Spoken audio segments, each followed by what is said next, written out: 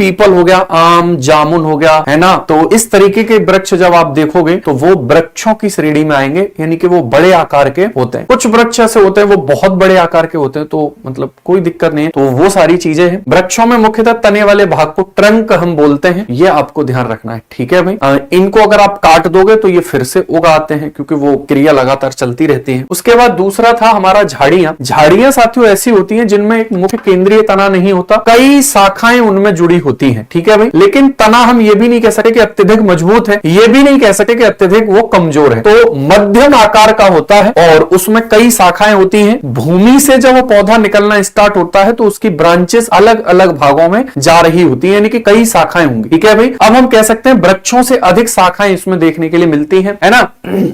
भूमि से ही निकलती हुई दिखाई देती है। इन पौधों में शाखाओं की संख्या अधिक होती है। नींबू हो गया, गुलाब हो गया, मेहंदी, आपने सुना होगा मेहंदी के बारे में। अब इसमें नोट कर लीजिएगा, जो मेहंदी है साथियों वो भी हमारा कैसा पौधा होगा, वो झाड़ी का ही पौधा कहलाएगा जो मेहंदी होता है, ठीक है भाई, है ना। आगे हम इसमें पढ़ेंगे भी कि मेहंदी के वृक्ष पर कौन जो पक्षी है वो घोंसला बनाता है, तो उस तरीके की चीजें भी इसी में हम डिस्कस करेंगे। फिर आते हैं साग, ठीक है, जिसको सर्ब्स बोलते हैं। अब ये साग जो होते हैं ये वो है जो सामान्यतः हम खाने में भी प्रयोग करते हैं, और इनके तने जो है साथियों वो सॉफ्ट होते हैं बहुत ज्यादा, अत्यधिक छोटे आकार के होते हैं। तना अत्यंत कोमल होता है और हरा होता है, यानी कि यहां पर जो फोटोसिंथेसिस की क्रिया है वो पत्तियों के द्वारा तो हो ही रही है, वो तने के द्वारा भी हो रही है, ठीक है भाई, वो तने के द्वारा भी हो रही है। तो इसमें अधिक शाखाएं नहीं होती पर तने होते हैं और पत्तियां होती हैं। पालक, मेथी, सरसों, गेहूं इत्यादि। अगर मैं यहां पर बात करूं तो मेहंदी जो है साथियों वो इसी में आएगी। मेहंदी जो है वो इसी में हमें देखने के लिए मिलेगी, मेहंदी, ठीक है। मेहंदी जो है वो हमें इसी में देखने के लिए मिल जाती है। तो इसको आपको ध्यान रखना है कि मेहंदी।